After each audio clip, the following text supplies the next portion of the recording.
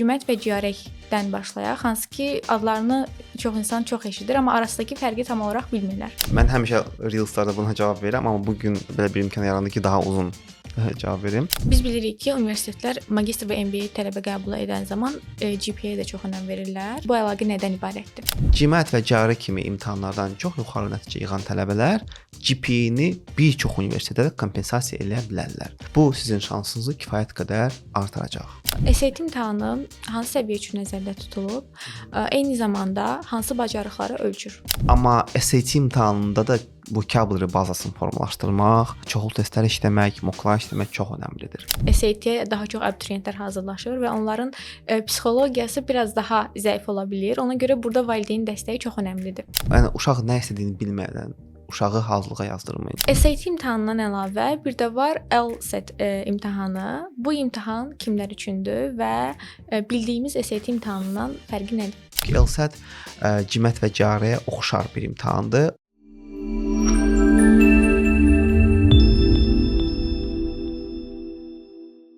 Yenidən salam dostlar, sizi eyni yerdən, eyni şəkildə Nicat bəy ilə birlikdə salamlayırıq. Bizim bu dəfəki mövzumuz akademik səviyyədə qəbul imtahanlarından olan Cümət, Ciyarək və SAT imtahanları haqqında olacaq. Elə ən birinci istəyərdim Cümət və Ciyarəkdən başlayaq, hansı ki adlarını çox insan çox eşidir, amma arasındakı fərqi tam olaraq bilmirlər. Bu imtahanlar arasındakı əsas fərq nədir? Hər kəsə təkrar salamlayıram. Çox sağ olun Xədicə xanım, bu çox önəmli sualdır. Cimət, mən həmişə Reels'larda buna cavab verirəm, amma bugün belə bir imkan yarandı ki, daha uzun cavab verim. İlk öncə Cimət və Cari imtahanlarının nə olduğunu qeyd edim. Cimət imtahanı daha çox MBA təhsili üçün lazımdır və bildiyimiz kimi Cimət 3 hissədən ibarətdir hal-hazırda. Hal-hazırda Cimət yox, Cimət fokusdur. Bir çox tələbələrə bildirim. Cimət fokus nədən ibarətdir? Verbal, quant, yəni riyaziyyat və data insights hissələrdən ibarətdir. Və cari imtahanı isə verbal, quant və writing hissələrdən ibarətdir. Writing compulsory hissə deyil. Cimətdə isə hər üç hissədə iştirak etmək önəmlidir ki, toplam skor formalaşsın. Cimət imtahanı daha çox MBA skullara, maliyyə, iqtisadiyyat, management, HR, marketing, supply chain, bu tipli ixtisaslara və master dərəcəsindəki, yəni ki, bunlar hamısı, bu hər iki imtahan magistr və ya PhD üçün lazımdır, bakalavr üçün deyil. Yəni bu adını çəkdiyim ixtisasların magistr dərəcələri üçün önəmlidir. Cari isə demək olar ki, bütün sahələri əhatə edir. Hətta deyərdim ki, hal-hazırda MBA skullarda daxil bütün ixtisaslar Carini qəbul eləyir. Cari sadəcə bəzi top skullar var ki, sırf Cimət istəyirlər. Onlar istisna. Bir çox məktəb, bir çox universitet və proqram Carini qəbul edir. Çünki Cari daha universal imtahandır. Bundan əlavə Cari imtahanı həm də PhD üçün də lazımdır. Təkcə magistr üçün deyil, həm də PhD üçün lazımdır. Ona görə tələbələr kimlər ki düşünürlər ki, mən Cimətlə Cari arasında qalmışam, nəyi seçim və gələcəkdə düşünürlər ki, PhD də alacağam. Mən deyərdim ki, Cari imtahanını seçsinlər. Yox, sırf MBA yolu ilə getməyi düşünürlərsə, onda Cimət yolu daha yaxşıdır. Bundan əlavə hər iki imtahan 5 il ərzində keçərlidir. Yəni IELTS, TOEFL kimi 2 il yox, 5 il keçərlidirlər. Mən istəyərdim elə Cümət və Ciyarəkdən başlamışkən bu imtahanların strukturuna da biraz yer verək. Struktur necədir? Ümumiyyətlə bu imtahana hazırlaşma prosesi necə başlayır, necə davam edir, imtahan prosesi necə keçir? Ümumi şəkildə həm Cümət, həm də Ciyarək üçün ətraflı şəkildə cavablandıraq. Cimət imtahanı dediyim kimi verbal, quant və data insights hissələrindən ibarətdir. Verbalda orada hər hissə 45 sualdan ibarətdir və orada 20-23 sual arası suallar verilir. Mən indi rəqəmləri dəqiq deməyəcəm, çünki insanları yormaq istəmirəm. Amma hər üç section üçün 45 dəqiqə vaxt verilir və təqribi 2 dəqiqə 10 saniyə bir suala vaxt verilir. Cimətdə hər section üzrə yalnız 3 dəfə sual dəyişmək mümkündür. Bunu nəzərə alsınlar tələbələr. Yəni çox forward, backward getmək olmur, yəni qabağa, arxaya getmək olmur. Və verbal hissəsi mətndən ibarətdir və mətnə aid bir neçə sualdan ibarətdir və tənqidi düşünmə haqqında suallar verilir. Məsələn, mətn verilir və ona uyğun tənqidi düşünmə haqqında sual. Məsələn, bu arqumenti necə gücləndirərdiniz, zəiflədərdiniz və s. Sonra keçək quant hissəsinə. Riyazi hissə orada ibarətdir. Problem solve, yəni ki, tipik TQDK DIM tərəfindən tanıdığımız bir tip suallardır. Yəni bir sual, 5 cavab və təbii ki, oradakı suallar daha məntiq, təkcə riyazi biliklər yox, daha çox məntiq tələb edirlər və unutmayaq ki, hal-hazırda GMAT bəzi mövzuları, məsələn, geometri kimi mövzuları yığışdırıb. Ona görə hazırlaşarkən o tip mövzulara vaxt itirməyə ehtiyac yoxdur. Data Insight isə 5 tip sualdan ibarətdir. Orada data sufficiency suallar, məsələn, o da standart riyazi suallardır. Sadəcə orada sizə 2 dənə statement verilir və deyilir ki, suala cavablandırmaq üçün hansı statement kifayətdir. Sonra qrafik analizi, chart analizi, hansısa problemi oxuyub onlara məsələn 2 dənə 2 həll yolunu tapmaq və yaxud da belə bir sual tipləri olur ki, siz orada qrafika baxmalısınız, məlumat oxumalısınız və bir neçə dənə suala cavab verməlisiniz.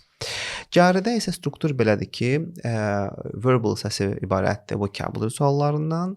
Harca belə 40% vocabulary suallardır, 40% reading suallarıdır, yəni o da mətn və suallar verilir o mətnə uyğun və 1-2 dənə critical reasoning sualıdır. Caridə qiymətdən fərqli olaraq sectionlar daxili qabağa arxaya getməyə rahatdır. Və sonra keçirik quant hissəsinə. Quant hissəsində orada bütün mövzular və yəni bütün 5-ci, 8-ci, digər hətta 9-cu sinif və mövzuları və üstəgəldə statistika ilə ehtimallar nəzəriyyəsi var. Onlardır. Yəni GMAT-də də eyni mövzulardır demək olar. Bir dənə geometri fərqi var. Həndəsə fərqi var. Və ondan əlavə də cari imtahanında fərqli tip suallar var. Yəni quant hissəsində açıq suallar var, məsələn, bir neçə dənə cavab seçmək sualları var. 2 dənə məsələn 2 dənə tərəfsə verilir və müqayisə etmək lazım hansı tərəf daha böyükdür və s. Və writing hissəsi var. Hal-hazırda bir dənə inşa var. Mövzu verilir və siz ondan ya razılaşırsınız, razılaşmırsınız və yaxud da alternativləri düşünürsünüz və s. Biraz IELTS oxşuyur, IELTS-ın writing taskına oxşuyur. Amma biraz fərqlidir təbii ki, daha akademikdir. Amma cari hal-hazırda o da shorter versiyaya keçib, məsələn experimental section yığışdırılıb, sadəcə 4 dənə sectiondur, sualların sayı azalıb və analytical writing-də yalnız bir essedir. Ona görə mən deyirəm ki, imtahanın vaxtı kifayət qədər azalıb. Yəni 2 saatdan biraz çoxdur və çox rahatdır hal-hazırda cari imtahanı vermək. Biz bilirik ki, universitetlər magistr və MBA tələbə qəbul edən zaman GPA-yə də çox önəm verirlər. Mən bilmək istəyirəm ki, GPA və GMAT cari imtahanlarının necə bir əlaqəsi var? Yəni bu əlaqə nədən ibarətdir? Çox əla sualdır. Bax, elə dünən konsultasiyada olduğumuz bir neçə dənə tələbəyə də bunu cavablandırmışdıq. Deməli, baxın, cari və GMAT müəyyən qədər və bir çox hallarda aşağı GPA-ni kompensasiya eləyə bilər. GPA nə üçün universitetlərə bu dərəcə önəmlidir? GPA onu göstərir ki, tələbə nə dərəcədə yaxşı oxuyub və nə dərəcədə məsuliyyətlidir. Əlbəttə. Həmçinin tənqidi düşüncəsi, verbal düşüncəsi. Çünki verbal düşüncəsi necədir? Çünki imtahanları verəndə biz hansı mətni oxuyuruq, nə bilim, chartları analiz edirik və yaxud da qrafikləri analiz edirik və yaxud da sualları oxuyub cavab yazırıq, testləri işləyirik və s. Və bu da bizim bir növ tənqidi düşüncəmizi, numeric reasoning, logical reasoning, bu tipli reasoningləri yoxlayır. Onlar da fikirləşir ki, okey, bu insanın GPA-si aşağıdırsa, deməli, onda nəsə performans aşağıdır və bu bizdə necə oxuyacaq. Amma GMAT və cari kimi imtahanlardan çox yuxarı nəticə yığan tələbələr GPA-ni bir çox universitetlərdə kompensasiya eləyə bilərlər. Amma bəzi universitetlər var ki, hətta GMAT və cari belə kompensasiya eləyə bilmir. Ona görə yaxşı olar ki, çox istədiyiniz universitetlərdən bunları yazıb dəqiqləşdirəsiniz. Bundan əlavə unutmayın, Hər şey case by case, yəni ki, hər şey case-dən asılıdır. Məsələn, siz əgər motivasiya məktubunuzda tutarlı bir səbəblər bildirə bilsəz ki, niyə görə sizin GPA-niz aşağı olub və siz onu qiymətlə kompensasiya elədiniz, bu sizin şansınızı kifayət qədər artıracaq. Həm qəbul üçün, həm təqaüd üçün. Əla. Bir də SAT imtahanı var. Mən istəyərdim ki, SAT imtahanına keçidək və SAT imtahanı hansı səviyyə üçün nəzərdə tutulub? Eyni zamanda hansı bacarıqları ölçür? SAT imtahanı hal-hazırda o da dəyişib, digital SAT formasına çevrilib. Sualların sayı, imtahanın uzunluğu dəyişib, formatı dəyişib. Artıq siz özünüz öz notebook, yəni qeyddən keçəndə öz notebookunuzu qeyd edirsiniz, hansı markadır, hansı əməliyyat sistemidir və s. Və hal-hazırda SAT imtahanı yalnız bakalavrlara aiddir. Bakalavrlara, kollecdə oxumaq istəyənlərə və əsasən də ki, ABŞ, Kanada, Cənubi Koreya, Çin, Yaponiya və Türkiyənin universitetlərində bakalavr səviyyəsindən qəbul aparılmaq üçün vacib imtahanlardandır. Bu arada bizdə Azərbaycanda o qədər də populyar deyil. ACT imtahanına oxşar bir imtahandır. SAT imtahanı 2 əsas hissədən ibarətdir. Bu reading və writing hissələrindən ibarətdir və math. Reading, writing orada mətni oxuyub, yəni mətnləri oxuyub onlara aid suallara cavablandırmaq lazımdır. Keçmişdəki kimi daha uzun mətnlər yoxdur, daha qısa mətnlər verilir və onlara aid suallar verilir və writing hissəsi orada writing deyil, orada qrammatika, punktuasiya, bu tipli qaydalara əsaslanaraq suallara cavab vermək lazımdır. Riyazi hissədə mən deyirəm biraz cari qiymətə oxşuyur, elə eyni onlar mövzuları əhatə edir. Bir də SAT-də fərq ondadır ki, trigonometriyaya biraz toxunulur, funksiyalara daha çox toxunulur, nəinki caridə və qiymətdə funksiyalara o qədər toxunulmur, nəinki SAT-də. Və belə törəmə mövzuları çox az da olsa, onlar da qeyd olunur orada. Bax belə. Və ehtimal nəzəriyyəsi zaten onları qeyd etmiş, statistikanın ehtimal nəzəriyyəsi. Amma əsas deyərdim ki, mövzular orada 5-ci, 6-cı, 7-ci siniflərin mövzularıdır. Ehtimallar nəzəriyyəsi funksiyalardır. Yəni riyaziyyatda bunlara toxunulur və SAT hazırlığı ingiliscə aparıldığına görə və bir çox bakalavr Azərbaycanca təhsil aldığına, məktəbdə Azərbaycan təhsil aldığına görə biraz SAT-nin hazırlığı qiymət cari hazırlığından daha çox olur. Çünki məsələn qiymət cari 3 ay keçirsə, tələbə ingilis dilini bilirsə, SAT adətən 6 ay çəkir. Çünki bir çox tələbə ingilis dilini formalaşdırmalı. Hətta bəzən olur ki, B2 səviyyəsinə gəlsə belə o tip sualları Azərbaycanca görüb və ingiliscə öyrəşməyə biraz vaxt lazım olur. Ona görə SAT üçün biraz müddət daha çox uzanır. Elə mən istərdim hazırlıq prosesinə biraz yer verək. Hansı ki, həm qiymət cari, həm də ki, SAT imtahanları üçün hazırlıq prosesi necə olur, haradan başlamaq lazımdır, hansı səviyyədən başlamaq lazımdır? Burada çox yaxşı sual toxunmusunuz Xədicə xanım. B2 səviyyəsindən burada yəni başlamaq lazımdır. Hətta deyərdim sizə bir olsa daha əla olar. IELTS-da bu mütləq deyil, amma qiymətdə minimum B2 lazımdır. Qiymət cari və SAT-də minimum B2 lazımdır. Və çünki tələbələr onları ona görə verirlər ki, yaxşı nəticə yığsınlar. Yəni ortalama nəticə üçün vermirlər. Ən azı B2 səviyyəsindən idealda C1 və dediyim kimi qiymət cari heç olmasa 3 ay, 2-3 ay özünüz hazırlaşsanız da, kursla hazırlaşsanız ən azı 2-3 ay və IELTS-a əgər siz təqribi həftədə məsələn də 15 saat, 18 saat vaxt ayırırsınızsa, qiymət və cariyə daha çox vaxt ayırmaq lazımdır. Ortalama 30-35 saat vaxt ayırmaq lazımdır. Biraz çoxdur bilirəm, amma orada çox sual işləmək lazımdır, çoxlu analiz eləmək lazımdır. Yəni bu çox önəmli məqamlardır və bunları ignor eləmək qətiyyən olmaz. Həmçinin də SAT üçün də, yəni 6 ay müddətinə olur və orada bizə məsələn lazım olur ki, tələbə gəlir bizə, məsələn biz görürük ki, B2 səviyyəsini bilir, amma akademik mətnləri oxuya bilmir. Bizim sadəcə bir neçə həftəmiz gedir ki, tələbəni akademik mətnlərə öyrəşdirək, daha akademik və sürətli oxumağa öyrəşdirək, vocabulary bazasını formalaşdıraq. Bu da kifayət çox vaxt alır. Həm də bilirsiniz də, məktəblilər biraz daha yeniyetmə dövrlərində olduqlarına görə, yəni çalışırlar, qaçsınlar mümkün qədər çox şey öyrənməkdə. Amma SAT-də yəni düzdür, indi asanlaşıb SAT imtahanı. Amma SAT imtahanında da vocabulary bazasını formalaşdırmaq çoxlu testlər işləmək, mocklar işləmək çox önəmlidir. Və burada müəllimin də, tələbənin də və valideynin də çox yaxşı motivasiya verici bir güc olması önəmlidir. Biz valideynlərin rolu ilə bağlı danışacağıq. Ona görə çox da buna toxunmayacağam. Ümumi isə bax belə. Bilmək istərdim, mövzusu açılmışkən valideynlərin rolundan da danışaq. Çünki tələbələrin dediyiniz kimi SAT-yə daha çox abituriyentlər hazırlaşır və onların psixologiyası biraz daha zəif ola bilər. Ona görə burada valideyn dəstəyi çox önəmlidir. Siz bu barədə nə düşünürsünüz? Uşaqların psixologiyası düzdür. Bu dönəmdə çox həssas olur. Ona görə onlara çox diqqətli olmaq lazımdır. Biz tələbələri maksimum çalışırıq ki, anlayaq, yəni ki, başa düşək. Amma bəzən olur ki, tələbə sadəcə bəzi şeylərdən çalışır ki, sui-istifadə eləsin ki, ev tapşırığını eləməsin, imtahanım olub və s. və s.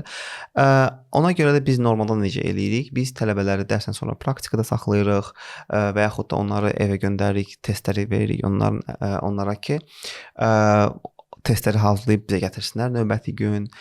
Quizlər hazırlayırıq ki, oturub o quizlərlə, çünki quiz daha maraqlı olur uşaqlara eləmək, nəinki quru-quru testlər işləmək və söz öyrənmək də. Burada valideynlərin rolu nədən ibarət olmalıdır? Valideyn biz uşağa dərsdə və praktikada izləyə bilirik, amma evdə biz görmürük də, hər şey ətraflı görmürük və valideynin rolu sadəcə ondan olmalıdır ki, o tələbəyə izah eləsin ki, SAT önəmlidir. Yəni bu sənin gələcəyin üçün lazımdır. Yəni əgər sən burada oxumaq istəyirsənsə, gələcəyin üçün lazımdır. Və qətiyyən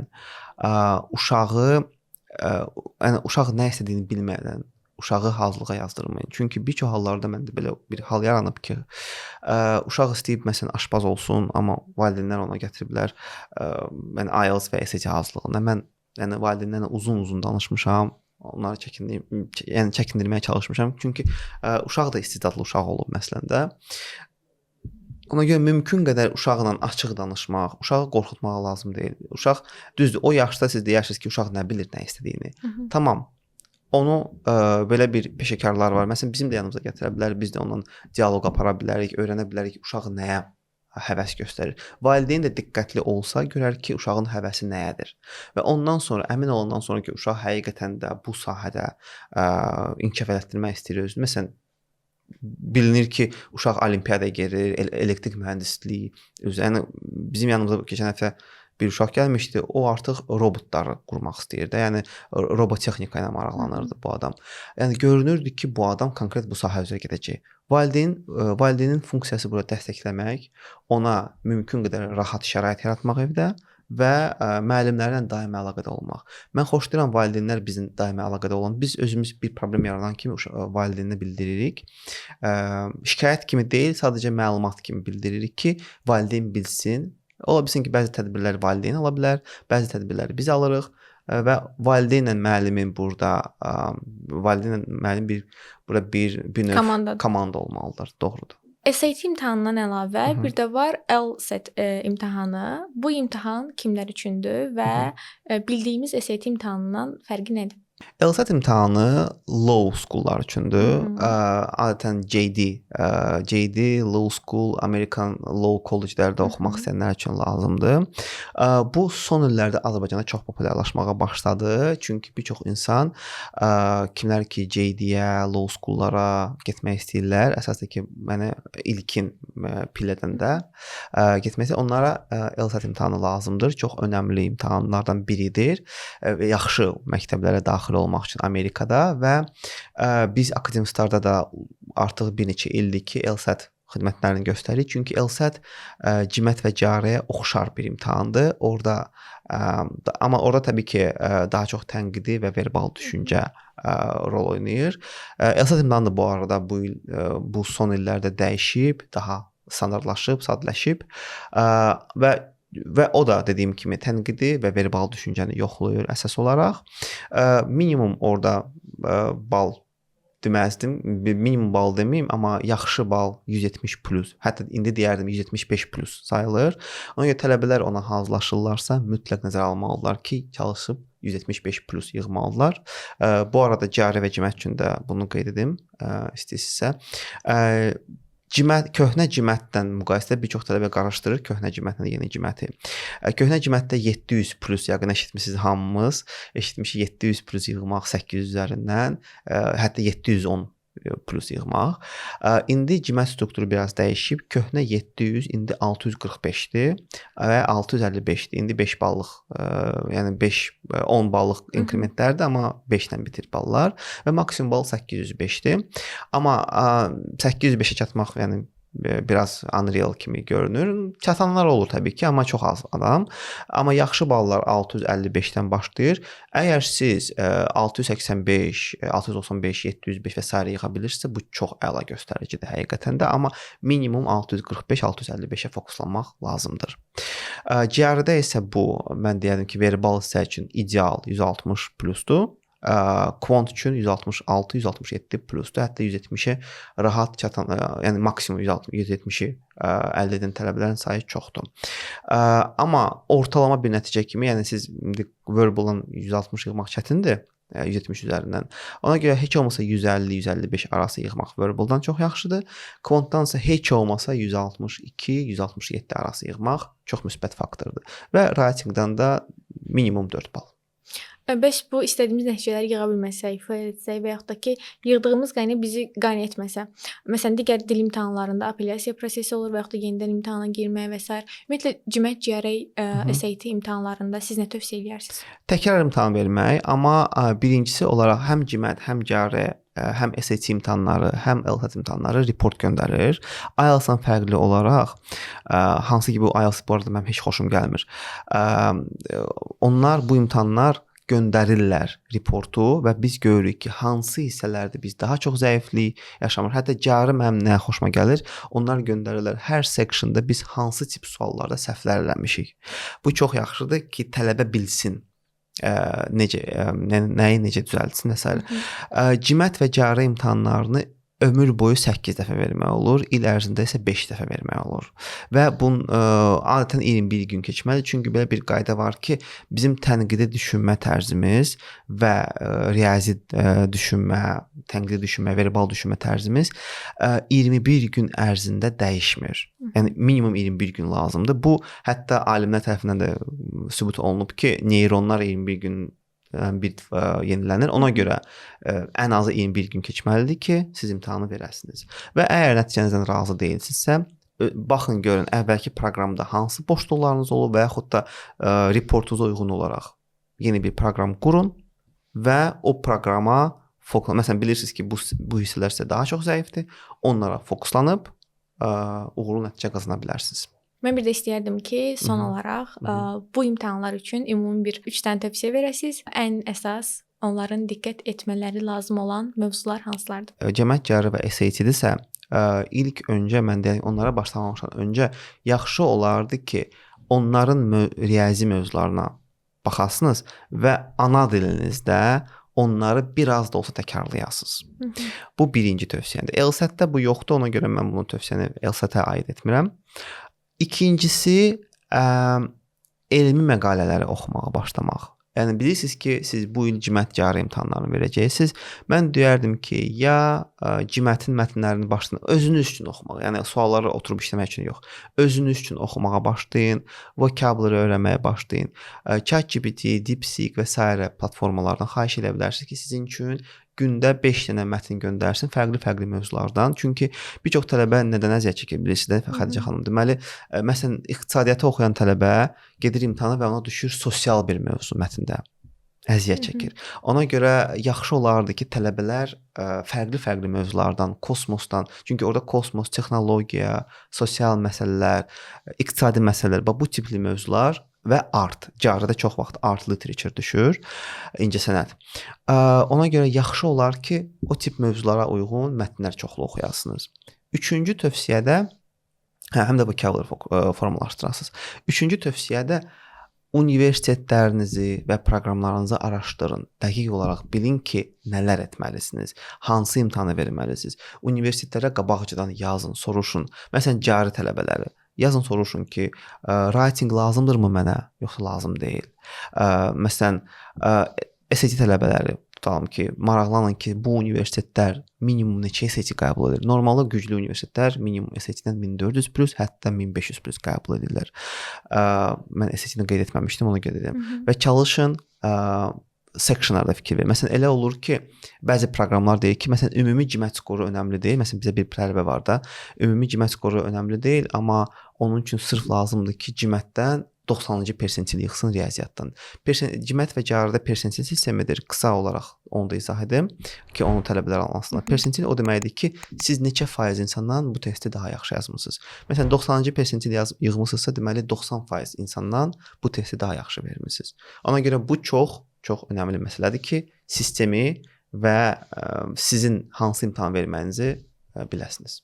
Çox sağ olun Nicat bəy. Mən bilirəm ki, sizin bu tövsiyələriniz bizi dinləyənlər üçün çox faydalı və kömək edən olacaq. Belə dəyərli izləyicilər, bu bölümdə də GMAT, GRE, SAT və LSAT imtahanlarından biz danışdıq. Siz növbəti mövzumuz olan ümumi xarici təhsil videosuna da eyni şəkildə keçid edib izləyə bilərsiniz.